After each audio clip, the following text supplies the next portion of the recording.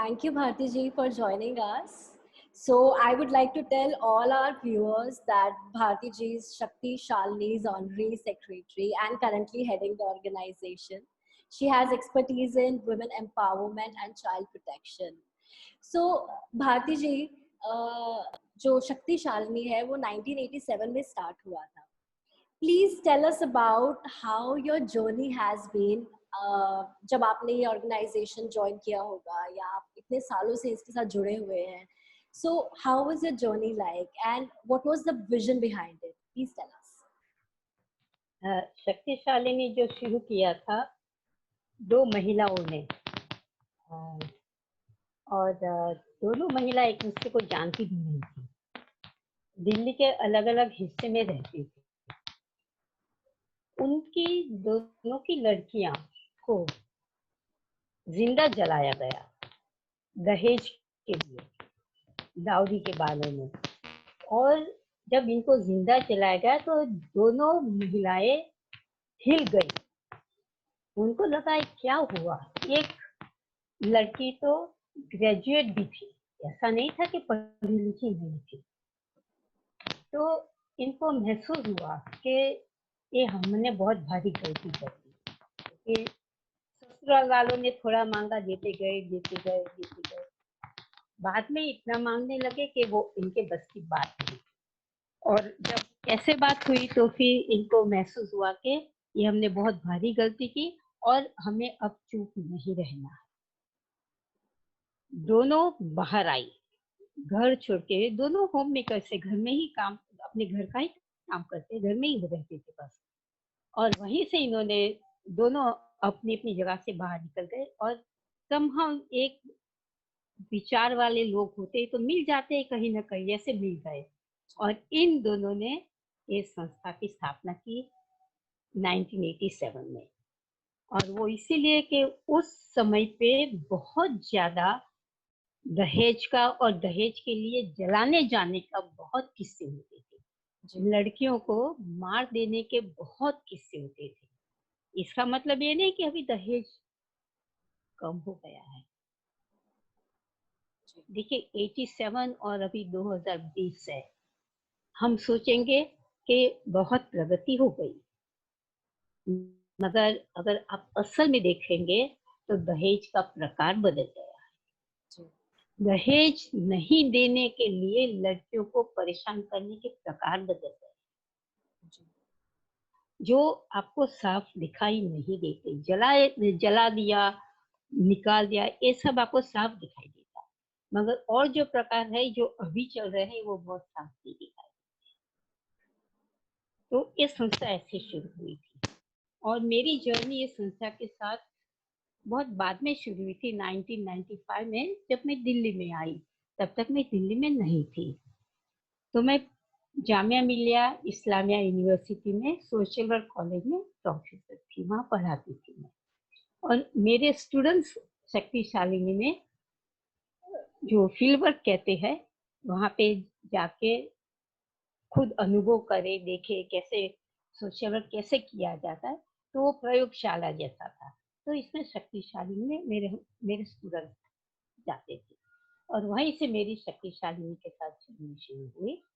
और उसके बाद मैं चाइल्ड वेलफेयर कमेटी, जिसको बाल कल्याण समिति कहते हैं, उसकी चेयरपर्सन बनी 2003 में। वो जर्नी हमारी और दूसरे स्टेज पे हमें ले गई, क्योंकि मैं 2009 तक बाल कल्याण समिति की चेयरपर्सन थी। बाल कल्याण समिति ये जो बच्चों का कानून है, उसके तहत एक कोर्ट जैसा काम करती है बच्चों के बारे में।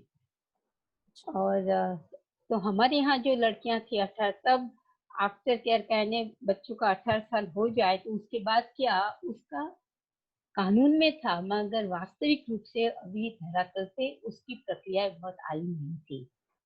तो हमारे यहाँ लड़कियां जब 18 साल की हो जाती तो उनके लिए कहीं जाने की जगह नहीं थी, तो शक्तिशालिनी में हम रेफर करते, क्योंकि शक्तिशालिनी का शेल्टर होम भी था, तभी भी था। और कई औरतें जो इनके शेल्टर में थी, उनके बच्चे होते थे, मगर बच्चे हो तो उनके घर जाने की कोई वापसी घर जाने का था नहीं, उनको काम करना होता था, तो बच्चे के सहित काम नहीं कर सकती थी, बच्चों को छोड़ के जा नहीं सकती थी।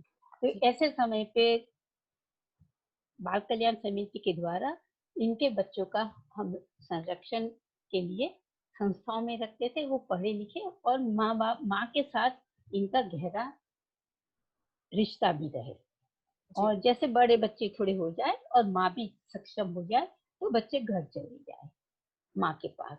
तो इस तरह से हमारा काम चल रहा था। तो इस मेरा कनेक्शन तब से था, ऐसे था। और 2010 में फिर मैं शक्तिशालिनी में इन्होंने मुझे इन्वॉल्व किया कि आइए आप हमें थोड़ी मदद करें, थोड़ा आगे ले जाना है। और 2014 से करीबन बिल्कुल मैंने इसकी पहले तो मैं थोड़ा पेरीफेरी से काम करती थी प्रोग्रामेटिक एस्पेक्ट्स के ऊपर 2010 से लेके 14 तक। अगर 2014 में जो हमारे चेयरपर्सन उनके हस्बैंड बहुत ज्यादा बीमार हो गए थे और वो फिर रेगुलर आ नहीं सकते थे, तो तभी फिर मैंने I just stepped into a big way like leading it.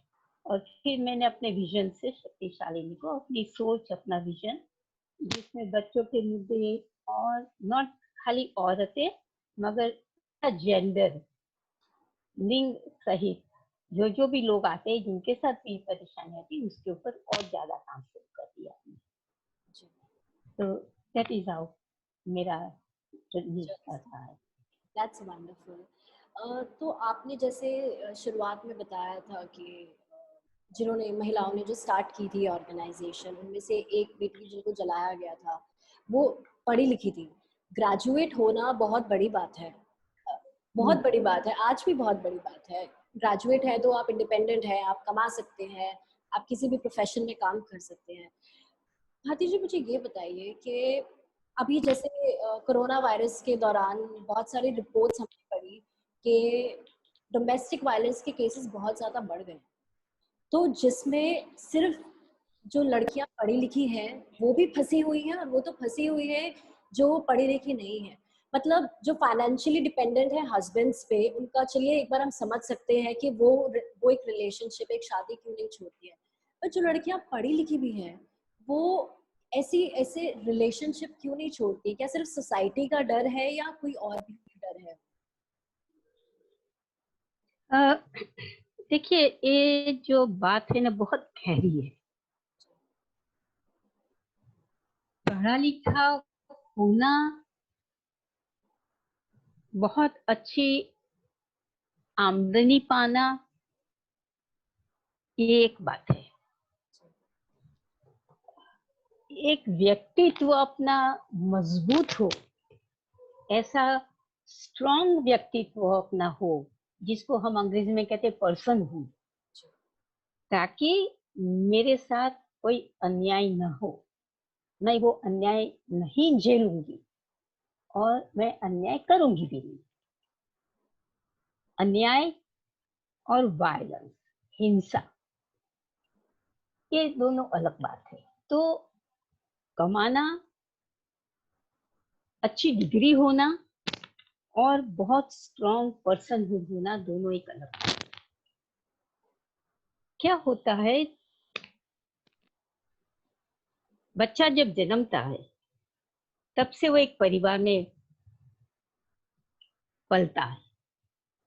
परिवार का माहौल और परिवार जिस समुदाय में रहता है, कम्युनिटी में रहता है, उसका माहौल अगर हम देखें तो हम सब समझेंगे कि ये हमारा माहौल बहुत पुरुष प्रधान है। पुरुष प्रधान का मतलब मैं ये नहीं कहती कि सिर्फ आदमी, एक मानसिकता है जिसको हम पैट्रियार्की कहते हैं अंग्रेजी में। वो पैट्रियार्की एक मानसिकता है और वो मानसिकता हमारे में बहुत ही, we are drenched with this patriarchal मानसिकता, यानी हम बहुत ग्रस्त है। उसमें क्या होता है, एक छोटा सा एग्जांपल मैं दे दूं कि कहीं पे भी हो, शादी हुई तो वो बहू थी, उसने सास की धौंस सहन की, ससुर ने सबकी धौंस सहन की, अपने पति के अंगूठे के नीचे रही। वो उसके बच्चे हुए, बच्चे बड़े हुए, बच्चों की शादी हुई, लड़के की शादी हुई और वो सास बनी। तो हम समझेंगे मैंने एक बहू की रूप में जो सहन किया था, मुझे पता है मुझे कितनी तकलीफ दिया है। मैं ऐसी तकलीफ किसी को नहीं दूं। हम आमतौर पे ऐसा सोचेंगे, मगर अगर देखेंगे तो ये वास्तविकता नहीं है। वास्तविकता ये है क्योंकि मेरी मानसिकता ही ऐसी है कि अब मैं सास बनी तो वही अत्याचार मैं करूं। एक मानसिकता की बात आ गई। तो औरत भी इस मानसिकता में पलती है। एक छोटी सी लड़की इस मानसिकता में पल के बड़ी होती है और इसी वजह से वो सोचते हैं कि ये तो करना ही है। इसको हम कहते हैं पैट्रियार्की, इसको हम कहते हैं पुरुष प्रधानता। जिसका पावर, जिसमें ताकत, पैसे की ताकत या अपने स्थान की ताकत, यानी मैं सास हूं तो बड़ी हूं घर में, तो ये पावर की पोजीशन की जो ताकत है वो ताकत इस्तेमाल होती है। और वो ताकत इस्तेमाल करके जो मेरे से कमजोर है, मेरे से नीचे है, इनको दबाओ, उन पे अत्याचार करो ताकि मेरी प्रधानता रहे। एक मानसिकता है और ये मानसिकता से हमारे यहाँ पुरुष वर्ग पीड़ित है और महिलाएं भी पीड़ित है। और इसीलिए मानसिकता चलती ही जा रही है, चलती ही जा रही है। ऐसा नहीं है कि पुरुष ही इनकी ही गलती है, इनकी है, वो तो करते ही है, मगर ये परपेचुएट इस तरह से होता है। दूसरी बात यह है, अगर हम वायलेंस की बात करें, हिंसा की बात करें, तो बहुत सारे अध्ययन हुए हैं इसके ऊपर, संशोधन हुआ है और उसमें यही आया है, एक व्यक्ति जो वायलेंस, हिंसा के ग्रस्त होता है, जो वायलेंस वाली जिंदगी से निकलता है और वो व्यक्ति के साथ एक मानसिक रूप से साइकोथेरापिस्ट के साथ या मेंटल हेल्थ लेके, मानसिक आरोग्य लेके काम नहीं किया जाए, तो वो वायलेंस पीड़ित व्यक्ति के अंदर ये सारा दुख, ये सारी तकलीफें है और वो उसमें ही बड़ा होता है। और ये कहा जाता है अध्ययनों की तरफ, संशोधन की से, कि जो भी व्यक्ति एक बार हिंसाग्रस्त होता है वो ज्यादातर बड़ा होके हिंसा ही करता है। यानी तो हम देखते हैं दो तरह से ये हिंसा परपेचुएट होती है, जारी रहती है, ये खत्म नहीं होती है।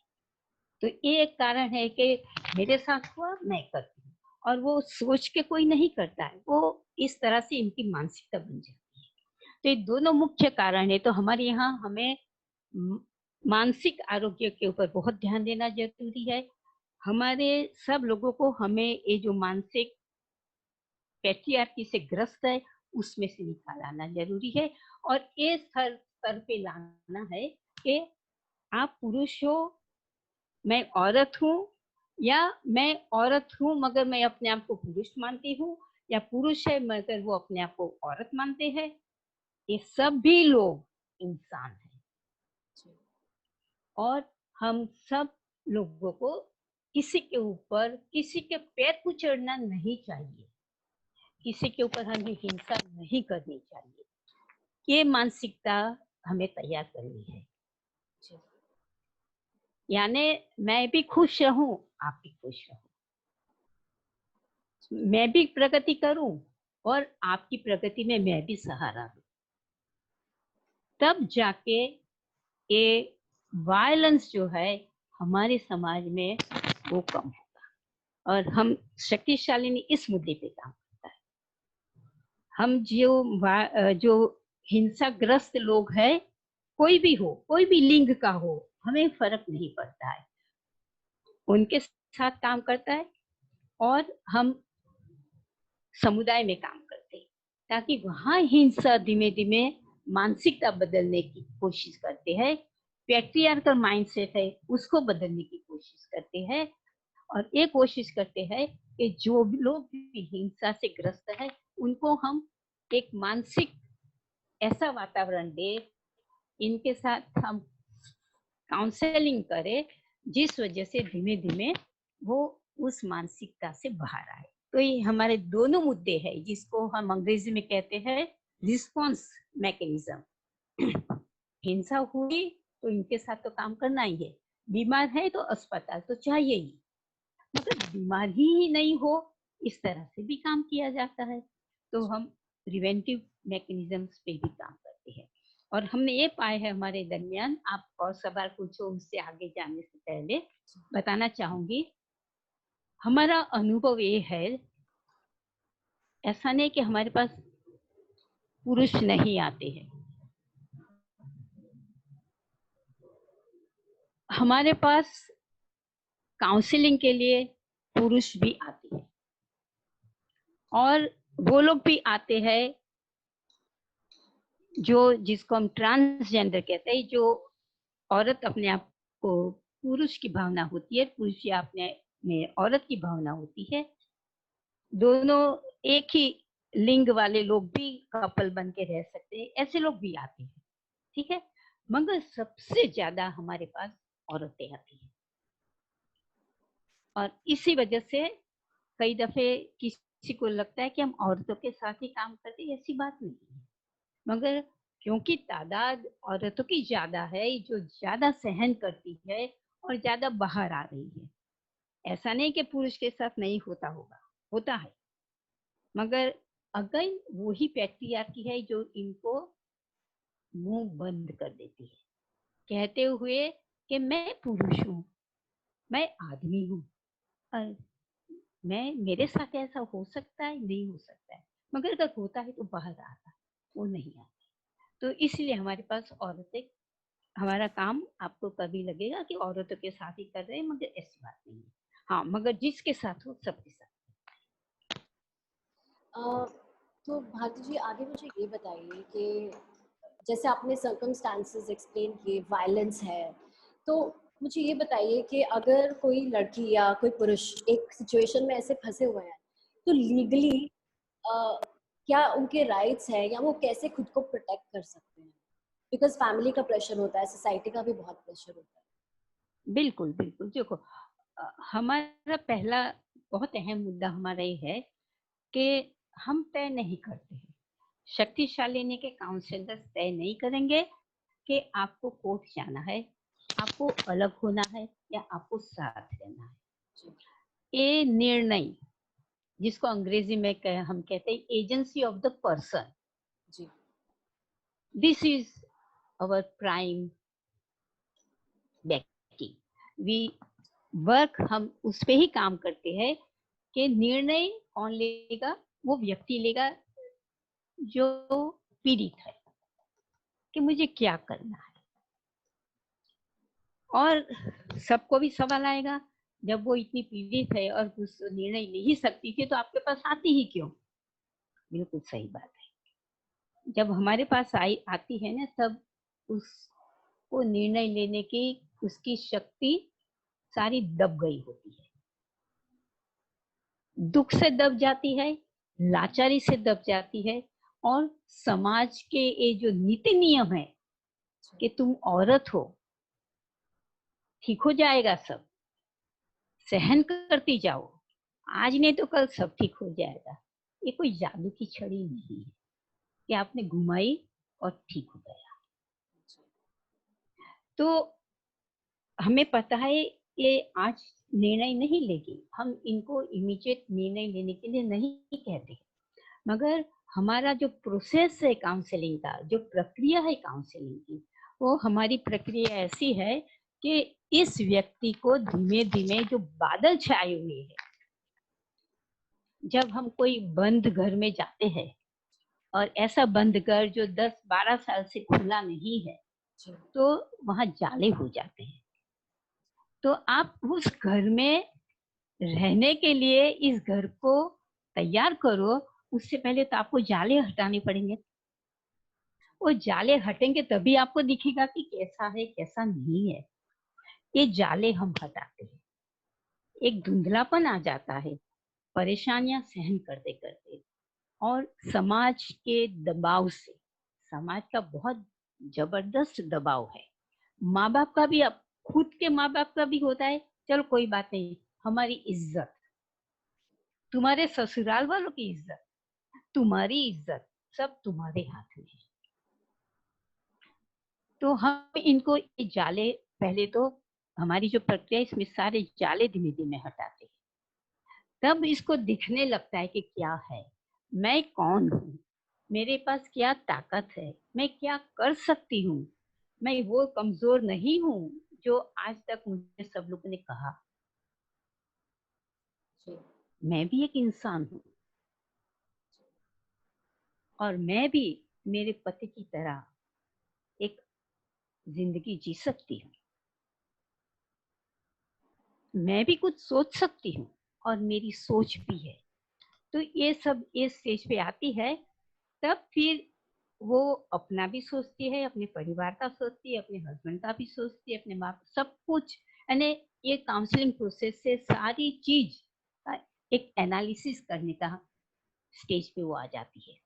और वो जब करती है तब वो निर्णय लेती है कि क्या ऐसी परिस्थिति है कि मैं इस घर में रह सकती हूँ वापिस, या मुझे अलग होना है। तो अलग होना सॉल्यूशन नहीं है हमेशा, और साथ में रहना भी सॉल्यूशन है नहीं है हमेशा। वो व्यक्ति के ऊपर आधार रखता है, वो इसकी परिस्थिति पे आधार रखता है, वो बहुत सारी चीजों पे आधार रखता है। तो काउंसलिंग में हमारे यहाँ खाली एक व्यक्ति जो कंप्लेन लेके आते उसके साथ सिर्फ बात की जाती है, ऐसी बात नहीं है। उसके हस्बैंड के साथ, ये सब कुछ उसकी परमिशन से होता है, कंसेंट। इसकी कंसेंट को क्या कहेंगे हम, इसकी सहमति से हम बताते हैं, हम आपके पति से बात करें, आपके ससुराल में बात करें, आपके माँ बाप से बात करें, अगर वो बात नहीं करना चाहते तो कोई बात नहीं, आप मत करो, मगर हम बात करें तो आप इसका इतराज मत लो। हम आपको कभी नहीं कहेंगे कि फोर्स नहीं करेंगे कि आप करो, हम आपको सजेस्ट करें, मगर आपका निर्णय आपका है। तो हम इन सारे लोगों के साथ काम करते हैं। तो एक व्यक्ति सिर्फ नहीं, उसका आसपास का सारा माहौल है, उसके परिवार है, सबके साथ काम करते हैं, और उन सबको एक प्लेटफॉर्म पे लाते हैं। और ये सब कुछ होता है, वो जो कंप्लेनेंट है, जो सर्वाइवर है, जो औरत है, जो पीड़ित है, उसकी रजामंदी से, उसकी मर्जी से, उसके साथ सारा प्लानिंग करके फिर एक प्लेटफॉर्म पे आते हैं, और उसमें जो तय होता है, और ये औरत का जो कंप्लेनेंट है, जो सर्वाइवर है, उसका नुकसान भी ना हो, और वो अच्छे से रह पाए, उस फैसिलिटी, उस एनवायरनमेंट को हम तैयार करते हैं। और फिर वो जो निर्णय करे, वो निर्णय में आपको एक एग्जांपल दूं, अगर आपके पास थोड़ी धीरज है तो। जी जी प्लीज।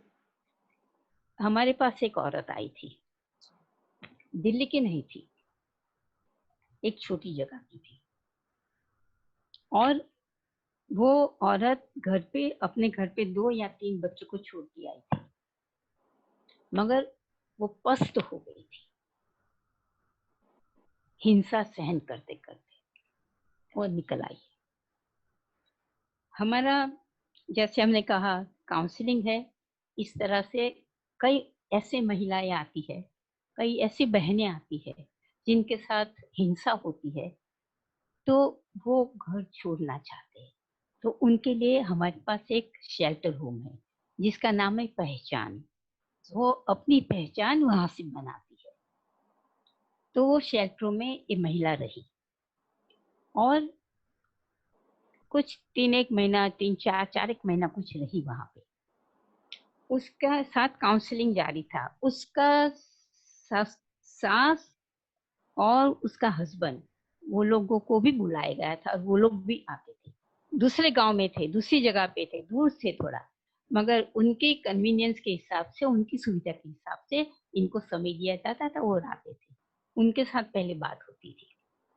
इस महिला के साथ काउंसलिंग होता था, उनके साथ होता था। और आप मानोगे नहीं कि 4 से 6 महीने के दरमियान, या 4 महीना हो या 6 महीना हो, एक दिन उसने काउंसलर को कहा मैं घर जाऊंगी, मैं वो ही घर में जाऊंगी, मैं वहीं रहूंगी, मैं अपने बच्चों का भी ध्यान रखूंगी। देखो जहां से वो परेशान होकर निकली है। जी। अब मुझे पता है मैं किस तरह से करूं, मैं किस तरह से रहूं, मेरे पति को किस तरह से मैं हैंडल करूं, मेरी सास को किस तरह से करूं, और मैं वहीं रहूंगी और मैं अच्छी तरह से रहूंगी। तो उसके बाद ये औरत वहां गई और रह रही है वहां। अभी तो शायद 2 साल हो गए होंगे और हमारे कांटेक्ट में भी है। तो ये तैयारी करते हैं। इस तैयारी में किसी को कोई भी बीमारी है, कोई भी तकलीफ है, किसी का शरीर हफ्ते में ठीक हो जाएगा, किसी का शरीर 2 महीने में होगा, किसी का शरीर 2 साल में होता है। इस तरह से ये भी परेशानियां हैं। ये परेशानी में कौन कितने समय में बाहर निकलाएगा वो पता नहीं है। सब अपना अपना समय लेते हैं और हम इनको अपना समय देते हैं। जी। तो घर भी जाते हैं, ऐसे भी है जो घर से निकल जाती है बहनें, और जब वो सक्षम हो जाती है तो कहते कि मेरे बच्चों को भी अब मैं बुलाऊंगी, मैं ही, ऐसे भी होता है। तो इसके लिए हम इनको कानूनी सलाह जो चाहिए वो भी देते हैं, दिलवाते हैं।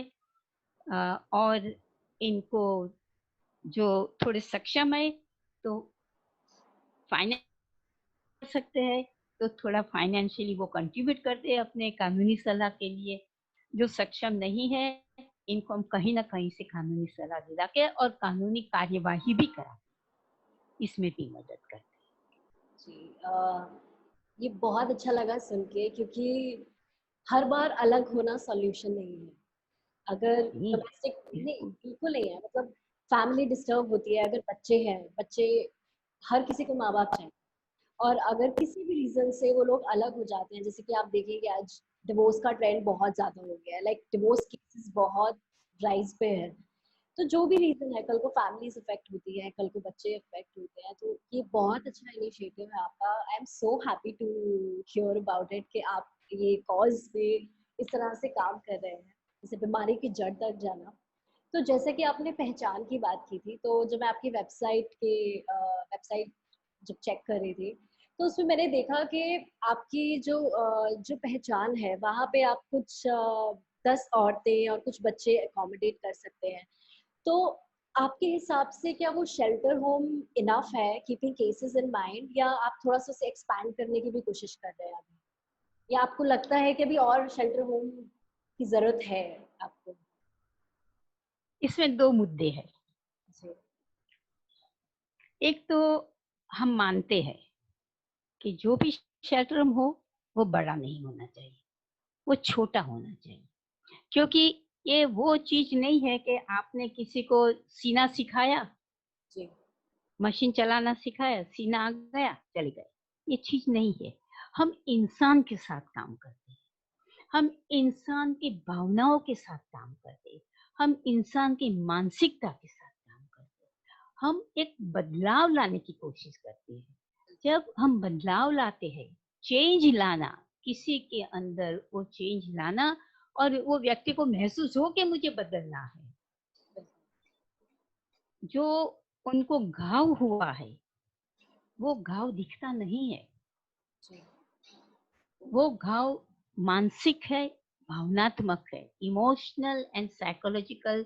जो वुंड है उनको भरने में बहुत देर लगती है, जी। और उसके लिए 1 to 1 एक एक एक व्यक्ति के साथ काम करना होता है, और जो बहुत मेहनत वाला है, जिसमें खाली समय की बात नहीं है, जिसमें बहुत आपको बुद्धि चलानी पड़ती है, जिसमें आपको अपनी भावनाओं को भी, जो काउंसलर है उनका भी बर्नआउट हो जाता है, वो भी थक जाते हैं सबका भार सहते सहते। वो भी ना हो, वो भी देखना होता है कि काउंसलर को भी ऐसा ना हो कि 5 साल के बाद इनको ही जरूरत पड़ जाए शेल्टर में जाने की, कि अब मैं नहीं कर सकती। तो कहने का मतलब ये है, ये सब करने के लिए हमें एक व्यक्ति के साथ एक काम करना, 1 to 1 रिलेशनशिप जो होती है वो एस्टैब्लिश करना बहुत जरूरी है। 20, 25, 30, 40 लोग हो, उसमें ये काम नहीं हो सकता है।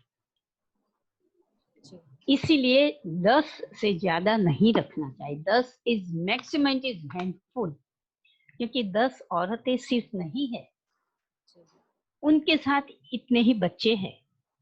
अगर बच्चे सबके नहीं है तो इनके माँ बाप कहीं से तो जन्मे हैं, इनके माँ बाप तो है। अगर शादीशुदा नहीं तो माँ बाप तो है, तो शादीशुदा है तो वो भी परिवार है, इन भी दोस्त लोग हैं। उनके पीछे हम जो कहते हैं अंग्रेजी में एक बैगेज है, एक एक वजन लेके चलते हैं, वो बैगेज को संभालना पड़ता है। तो ये सब करने के लिए हम बिल्कुल नहीं मानते हैं कि 10 से ज्यादा औरतें होनी चाहिए। एटलीस्ट कम से कम हम तो कभी नहीं करेंगे एक शेल्टर में मोर देन 10, मगर हम ऐसे एक से ज्यादा शेल्टर कर सकते हैं, मगर उसके लिए आपको इतना सपोर्ट होना चाहिए। एक शेल्टर चलाना, एक हमारा परिवार है, हम चलाते हैं, हमें पता है कि कैसे चलाते हैं। फाइनेंशियल, आर्थिक रूप से, घर में जरूरतों की चीज से, किराया है, बिजली है, आज ये खराब हो गया कल वो खराब हो गया, एक लड़की है एक औरत है, इसको क्या क्या नहीं चाहिए, बच्चा है इसको क्या नहीं चाहिए, ये सब करते करते हम तो एक कोविड के टाइम में तो हमारे बहुत सारे परिवार पस्त हो गए। शेल्टर चलाना आसान नहीं है। तो 10 से ज्यादा नहीं हो, मगर जो हमारा 10 है उसको भी और अच्छा किया जा सकता है। हमें सरकार का सपोर्ट चाहिए। हमने सरकार के साथ हम कितने सालों से मैं काम कर रही हूँ इस मुद्दे पे, 2015 से शुरू किया है, करीबन 4 से 5 साल से बहुत एक्टिवली, कि ये जो हमारी जगह है वो सरकारी जगह है, हमारी जगह नहीं है, शक्ति शालिनी की खरीदी हुई जगह नहीं है, इस सरकार ने हमें दी है। हम कितनी विनती करते हैं कि आप इस जगह में थोड़ा सा और हमें कर दो, हम कितना और काम कर सकते हैं इसमें। हमें नहीं सपोर्ट मिल रहा है। सरकार थोड़ा सा सपोर्ट दे, और जो जो सपोर्ट देंगे वो उनका ही है, वो जमीन वो बिल्डिंग लेके संस्था कहीं नहीं जाएगी। This is on lease, we are paying lease rent which is very nominal. We are very thankful to the government for giving us this space. But we also want them to be a little more imaginative, more understanding, and things that we are asking for is something which is doable.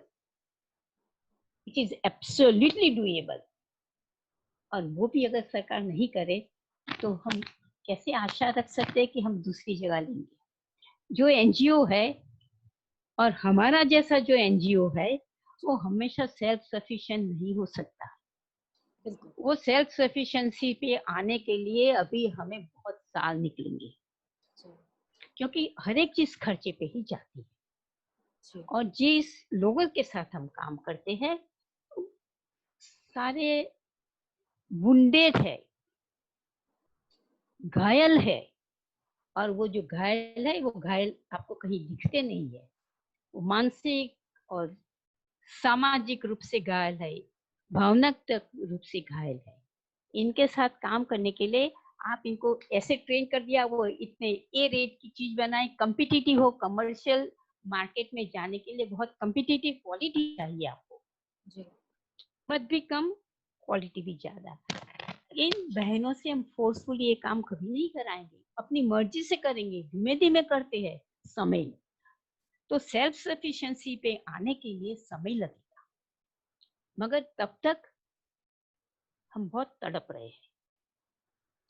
तो एक तो ये बात रही कि जो हमारा छोटा सा भी है उसको हम और अच्छी तरह से कर सकते हैं, क्योंकि हमारा जो शेल्टर होम है ना, वो गेट बंद नहीं होता है। अच्छा। वो शेल्टर होम ऐसा नहीं है कि हमारे रेजिडेंट्स अंदर लॉक्ड अप हो गए।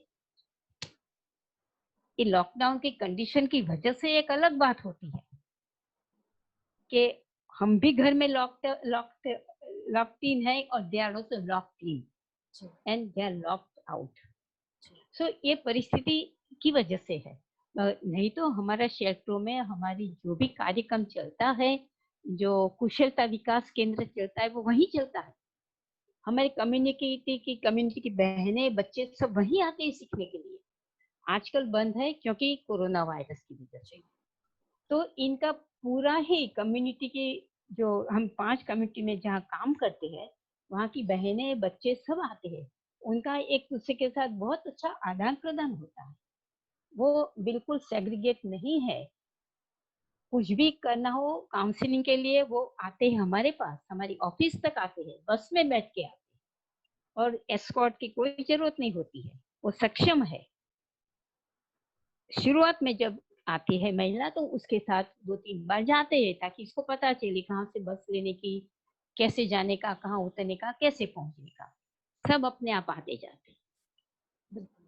उनको पता है मेरी सेफ्टी क्या है, मेरी सिक्योरिटी क्या है। हमें इनको ओवर प्रोटेक्ट करने की जरूरत नहीं है। प्रोटेक्ट करने की जरूरत है, ओवर प्रोटेक्ट करने की जरूरत नहीं है। तो इसीलिए ये जो शेल्टर होम है, वो एक शेल्टर होम है, मगर वहां पे खुली हवा है। वहां पे इनको इंटरेक्ट करने का और लोगों के साथ बहुत मौके हैं, बहुत सारी चीजें सीखने का है। मगर ये इसको सेल्फ सफिशिएंसी पे लाने के लिए अभी हमें बहुत समय लगेगा। तभी पैसा होगा, तभी हम दूसरी जगह खरीद सकते हैं। या तो हमारे पास कोई ऐसा डोनर हो जो हमें जगह दे सके, हमें खरीदने के लिए मदद कर सके। ये सारी चीजें होने में देर लगती है। तो हम एक से ज्यादा शेल्टर जरूर चला सकते हैं, मगर 10 से ज्यादा नहीं। बिल्कुल। बिल्कुल आपने सही कहा। एंड जब ये इंटरव्यू लाइव जाएगा, यूट्यूब पे जाएगा, सब जगह जाएगा, तो I will also personally request the government, हम सब रिक्वेस्ट करेंगे अपनी तरफ से दैट आपकी जो ज़रूरतें हैं वो ध्यान में रखें, क्योंकि ये जो कॉज है वो आप एज अ ऑर्गेनाइजेशन बहुत ज़रूरी है कि ये जो कॉज की तरफ जितने कॉजेज आप सपोर्ट कर रहे हैं, आप वुमेन को इंडिपेंडेंट बना रहे हैं, हमारी देश की तरक्की के लिए बहुत ज़रूरी है। आप देश देख लीजिए, कितने सारे ऐसे देश हैं जहाँ पर वुमेन को राइट्स नहीं है, ड्राइविंग के राइट्स नहीं है, स्कूल जाने के राइट्स नहीं। उन कंट्रीज की हालत देखिए आज। तो अब हमारी कंट्री जब से पार्टीशन हुआ उसके बाद से बहुत कुछ बदला है। अ, मैं ये नहीं कहती कि बिल्कुल भी चेंजेस नहीं आए हैं, बट फिर भी हम लोग बहुत पीछे या हैं। मैं आपको एक छोटी सी बात बताती हूँ। मैं किसी काम से जॉर्जिया गई थी, जो रशिया के बॉर्डर पे है, वो वाला जॉर्जिया। सो वहाँ पर जो 24/7 वाले स्टोर है, मैंने जिंदगी में पहली बार देखा कि रात को लड़कियां वहां पे बैठ के काम कर रही हैं। वहां पे इतनी सेफ्टी है कि अगर एक कॉल वो करेंगे तो पुलिस विद इन 30 सेकेंड्स वहां पहुंच जाती है। मैंने अपनी लाइफ में कभी भी किसी लड़की को ऐसे रात को पेट्रोल पंप पे किसी शॉप पे बैठे हुए काम नहीं करते नहीं देखा। वो सब नहीं देखा। सो हमारा देश इतनी तरक्की कर रहा है, बट बहुत ज़रूरत है कि ऑर्गेनाइजेशन जैसे शक्तिशाली है वो सपोर्ट करें, बिकॉज देश की तरक्की के लिए बहुत ज़रूरी है। तो एक आखिरी सवाल है आपसे। आप हमें जो आपका प्रोजेक्ट है कुशलता विकास केंद्र, आप अगर हमें थोड़ा संक्षेप में उसके बारे में बता सके, क्योंकि आप वहाँ पर वुमेन को इंडिपेंडेंट बना रही हैं, जो बहुत बड़ी चीज़ है। आइडली वो सरकार को करना चाहिए, बट उसका जिम्मा आपने भी उठाया है। तो प्लीज हमें बताइए कि इस प्रोजेक्ट के बारे अ, हमारा ये जो तीसरा है कुशलता विकास केंद्र, जो प्रिवेंटिव मैकेनिज्म में आता है, कम्युनिटी में काम करते हैं वो भी, कम्युनिटी आउटरीच वर्क एंड कुशलता विकास केंद्र प्रिवेंटिव मैकेनिज्म में आता है। और तीसरा जो साथ साथ में है, जो मैं इसलिए कहूंगी कि शायद आपको नहीं पता हो, आर्टिविज्म। जी। आर्टिविज्म तो कुशलता विकास केंद्र and artivism, they are like twin sisters. Artivism we mean के एक्टिविज्म थ्रू आर्ट. आर्ट के द्वारा बहुत सारी चीजें की जाती है, तो वो भी कुशलता विकास केंद्र के साथ साथ दोनों साथ में काम हो रहा है. तो कुशलता विकास केंद्र का हमारा उद्देश्य है बहनें सक्षम बने, आर्थिक रूप से भी सक्षम बने, और इसीलिए ट्रेनिंग दी जाती है. और वो ट्रेनिंग दी जाती है जो वो सीखना चाहते हैं. हम इनको वो नहीं सिखाना चाहते जो हम सोचते कि अच्छा रहेगा जी, मगर वो जो सीखना चाहते उनकी जिसमें रुचि है, इंटरेस्ट है, और इनको लगता है कि मुझे ये थोड़ा काम लगेगा, वो जो कहते हैं वही हम सिखाते हैं. तो हमारे वहाँ वो रिस्ट्रिक्शंस नहीं है कि हमें हाई फाई चीजें सिखानी है. कोई कहेंगे अरे घिसी पिटी सिलाई सिखाते हैं, वो तो मेरे माँ बाप के जन्म में भी जो थे तभी भी सिलाई सिखाते थे.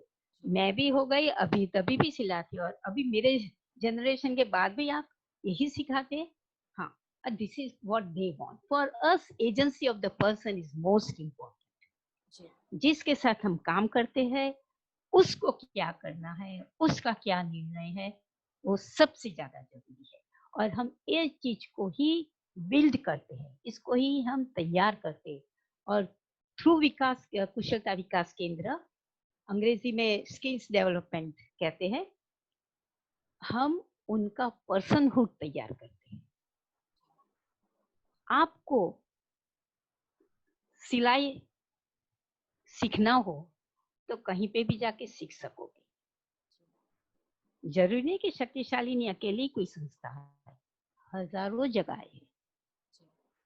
आपको कंप्यूटर सीखना हो तो बहुत सारी जगह पे सिखाते हैं, मुफ्त में भी सिखाते हैं, पैसे लेके भी सिखाते हैं. आसपास भरपूर है. The difference that we do is that we build the personhood of the person.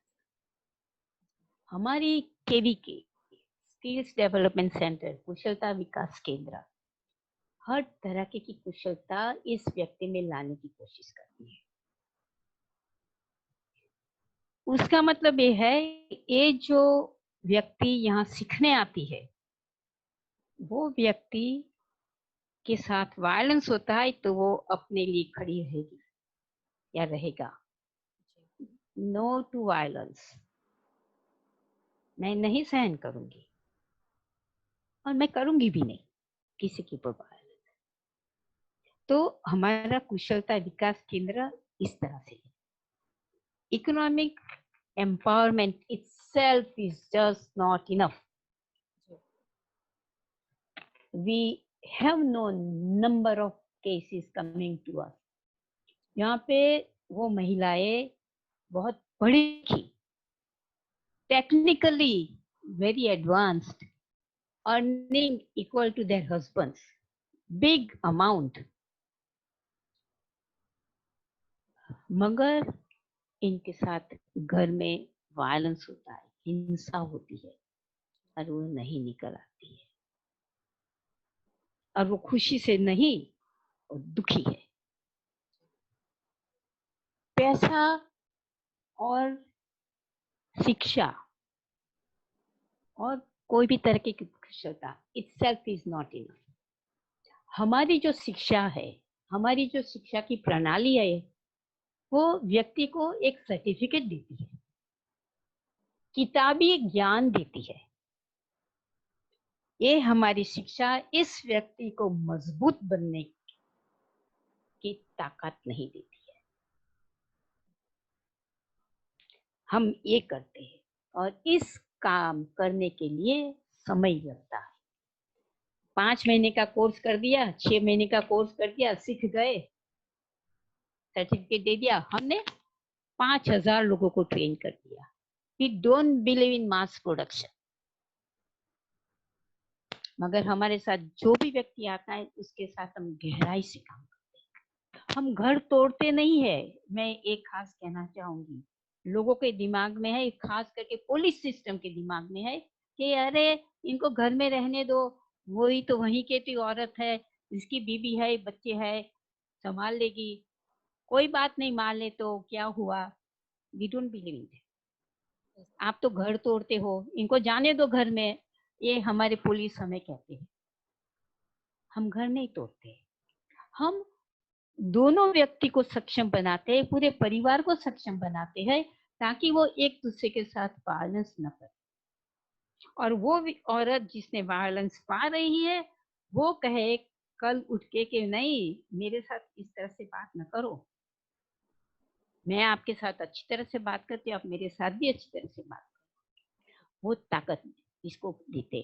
तो हम ये नहीं कहते कि तुम निकल जाओ घर से, अपने घर में रह के किस तरह से आप कर सको, और अगर करना है तो आप इस तरह से रह सकते हो।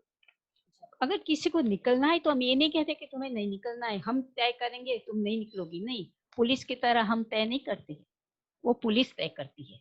अरे औरत है, जा घर में, हम ऐसा कभी नहीं कहेंगे। हमारे लिए वो व्यक्ति बहुत इंपॉर्टेंट है। वो गरीब है, काम करके पैसा कमाती है, या काम नहीं कर सकती है, कुछ भी हो, वो इंसान हमारे लिए बहुत अहम है, और हम इसमें वो ताकत देते हैं जिससे वो मजबूत बने।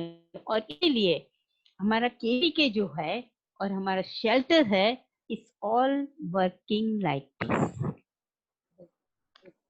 और इस वजह से हमारा, हम को सिखा बैठ के क ख ग सिखा ऐसे सिखाते नहीं है। हमारा जो इकोसिस्टम है, हमारा पूरा इकोसिस्टम शेल्टर होम का और केवीके का, वो पूरा एटमॉस्फेयर empowering ecosystem है। So we create empowering ecosystem, and because of which people get lot of strength.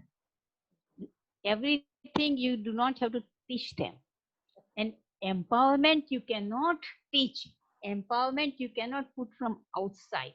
It has to come from within, and that's the result of your empowering ecosystem. So our whole ecosystem there is so empowering, and this is why जो मैंने आपको वो औरत की बात बताई कि कहेगी कि नहीं, मैं घर जाऊंगी और मैं वहां रहूंगी, और वो बाद में कहते हैं कि मैं अच्छी तरह से रह रही हूँ, because of this empowering ecosystem. So Bharti ji, thank you very much. ये हमारा आखिरी सवाल था। तो जो भी व्यूअर्स ये इंटरव्यू देखेंगे, I would like to tell you all कि हम इस इंटरव्यू के डिस्क्रिप्शन में शक्ति शालिनी के सारे डिटेल्स मेंशन होंगे। So I would really request you कि ये लोग इतने सालों से बहुत बहुत इम्पोर्टेंट कॉजेज की तरफ ये लोग काम कर रहे हैं, प्लीज सपोर्ट कीजिए।